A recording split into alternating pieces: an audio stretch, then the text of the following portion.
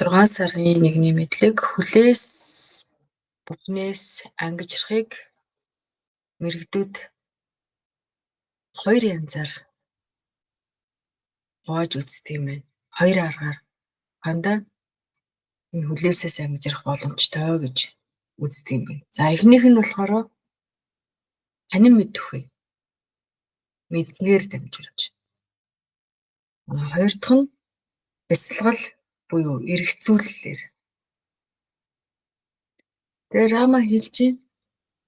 Та надад энэ би гэх үзэл буюу эгогоос үүдсэн энэ хүсэл шунлаа орхихыг заагаад байна.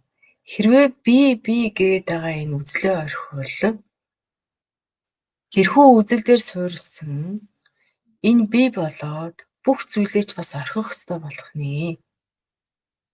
Учир нь бие махбод болон амин хүч, амьдралыг тэтгэгч хүч. Энэ нь би гэх үзлийн дэмжлэгдээр тогтдог билээ. Үндэс нь модны үндэс гэж байгаа. Энийг болохоор би гэх үзэлтэй ингээ холбоцсон байна л да. Энэ ингээд тасрах юм бол мод нь буюу нөгөө бие нь ингээд унана.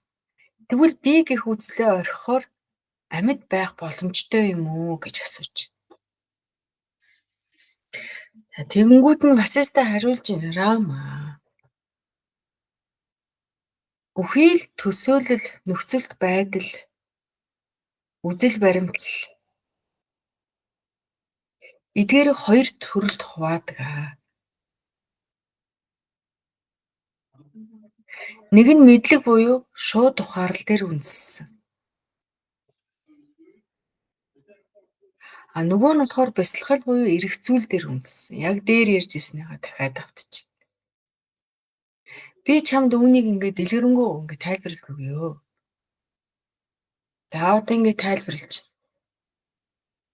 Хүн эхлээд би энэ ертөнцийн эд юмсад хамаардаг. Миний амьдрал тэднээс хамааралтай.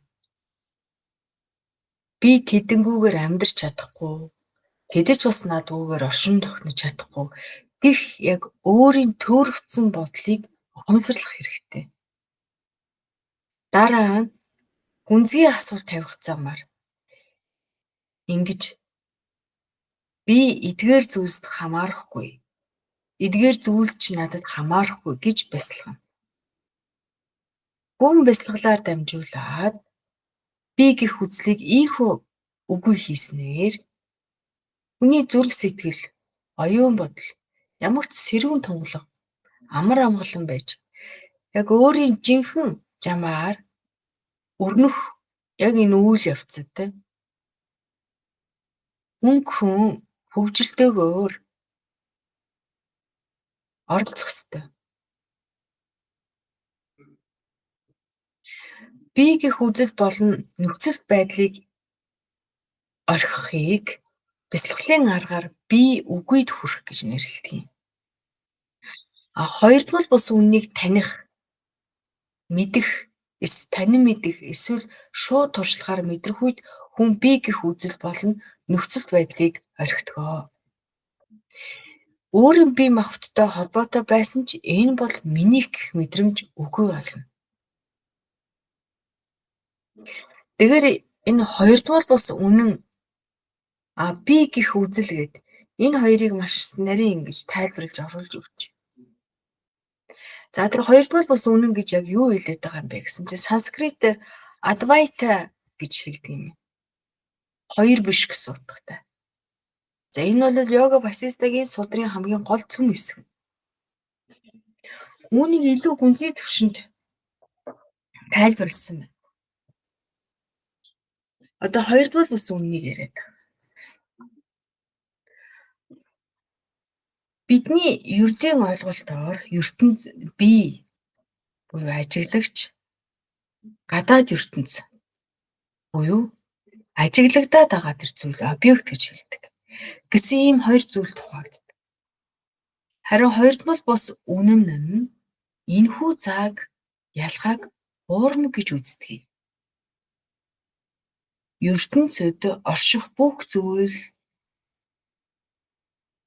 болох ухамсар, байгаль, хүн, тэр байтугай хоосон чанар бүгд нэг л их сурвалжийг өөр илэрхийлж юу. Энэхүү нэгдмэл чанарыг Сударта Брахман, Шива, Пуруша эсвэл ердөөл ганц хэмээн нэрлэдэг. Тэр хоёрдмол гих зүйлийг ингээд тайлбарлаад байна.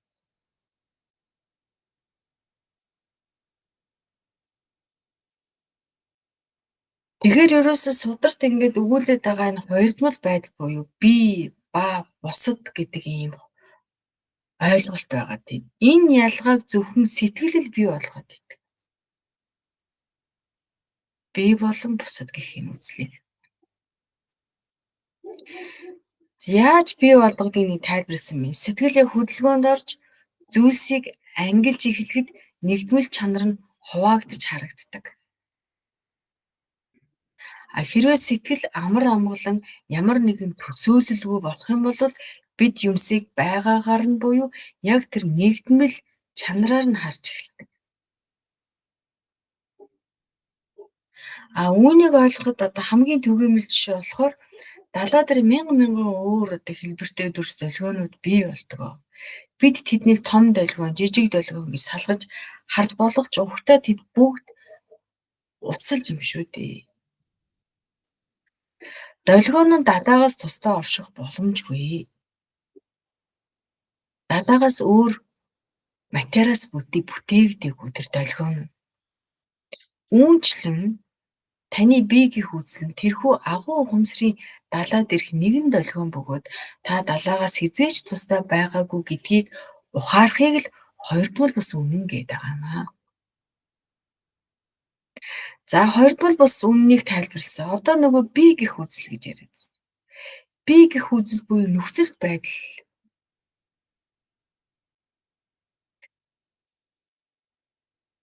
Бидний өдөр тутмын ухамсар нь би бол энэ бие махбод, би бол энэ нэр, энэ албан тушаал одоо өөрийгөө ингээд тодорхойлоод нь шүү дээ. Энэ хөрөнгө минийх, би эзэн нь гэд ингээд хязгаарлагдсан бол юм бодол дээр тогтдог.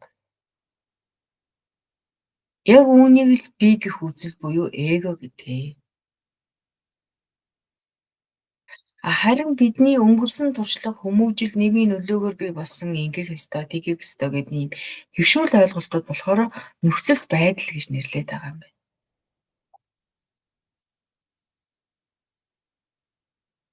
Тэгэхээр энэ минийх, чиний, энэ бол минийх гэдэг энэ мэдрэмжээс ангижрахад хүн энэ Сударт өгүүлснээр хүн хоёрдмол бус үннийг одоо ухаандаа Брахман буюу бүх зүйл нэгдмэл гэх үннийг шууд туршлагаар мэдрэх үед өөрийн биеийг хүртэл миний бие гэж өмчрөхөө болдог. За энийг бол тайлбарлаж штэ. Энэ бол бие хаяа гэсэн үг биш ээ. Үл тоо гэсэн бас үг биш ээ. Яг яах ёстойг нь хэлж байна. Та бие махбодороо үйл ажиллагаа явуулна. Гэхдээ түүнд хэд их ач холбогдол өгөхгүй. Түүнийг бие гэж андуурхаа болио. Жишээ авч шít та нэгэн байшинд түрээсэлж суудаг гэж бодъё.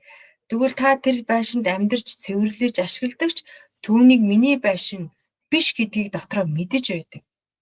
Тэр байшинд ямар нэг зүйл болоход таны оршихуй устдахгүй. Яг л үүнтэй адил бие махбодыг өөрийнхөө төр зүрийн орших сууц мэтээр харахыг л хэлээд байгаа юм. За энэ тайлбар бол маш ойлгомжтой. Орж өглөө ингээд үргэлжлээд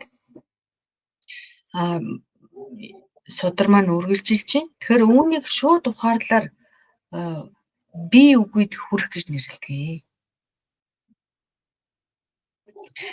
Бясалгалын аргаар бие гих үзлийг хөнгөн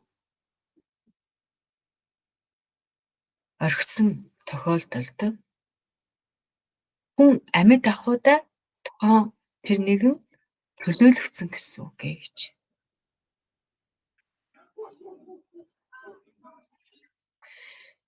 Тэгэхээр би гэх үзлийг шууд туршлагаараа бүр мөссөн үндсээр нь таслаад хүн тэнцвэрт байдал тогтохгүйгөө тэрээр чөлөөлөгдсөн нэгий.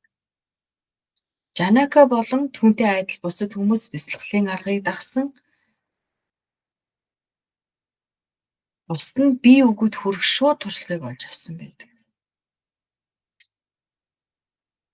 Тэд бүгд Брахмантай нэгдэж бие махбод ухамсараас дээгүүр гарсан. Ухаандаа би болвол энэ бие махбод гэдэг физик энэ бие махбод гэдэг ийм ухамсараас чанад гарсан. Тэгээд энэ айл айл нь төлөөлөгдсөн Брахмантай нэг болсон. Энэ ертөнцид амьдарч үйл явуулж байгаа боловч шууд сэтгэлдээ ертөнцийн юмс үзэгдэлд огт автдаггүй гүн нойрсож буй мэд байдаг хүнийг чөлөөлөгдсөн буюу гигантэн гэж эзнэ. Гигантэн Васиста ингэж өгүүлснээр дахин нэгэн өдөр өндөрлөж цугларсан олон тарлаа гэж. За ингэж өндөрлөж.